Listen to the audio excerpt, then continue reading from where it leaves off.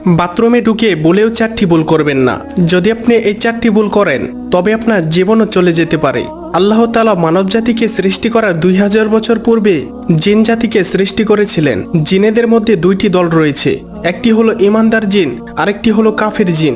ইমানদার জিনেরা থাকে পবিত্র জায়গায়, মসজিদ মাদ্রাসায়, আর কাফের জিনেরা থাকে অপবিত্র জায়গায়, বাথরুমে। তাই বাথরুমে ঢুকে 3টি ভুল করবেন না।